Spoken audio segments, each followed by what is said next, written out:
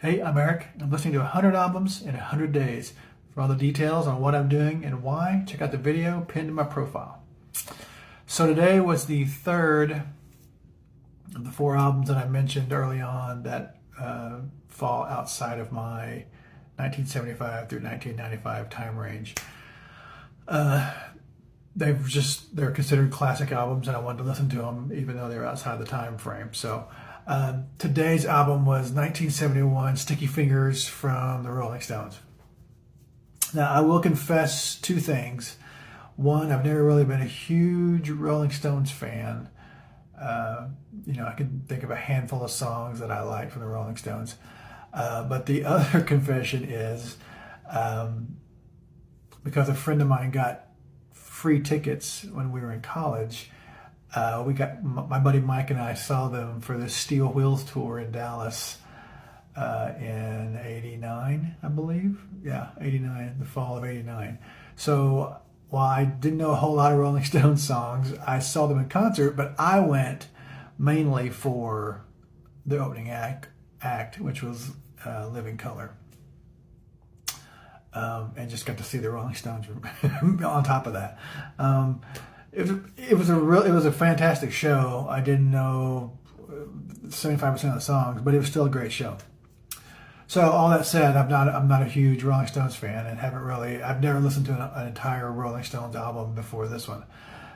With that said, on the whole, this is a really good album. I like the opener of Brown Sugar. That's a really great groove. I also like the groove on Bitch. But I think two of my favorite songs on here are Wild Horses, and then my favorite by far is Can You Hear Me Knocking. Those are really great songs. For me, there was a lot of hit and miss as far as songs go.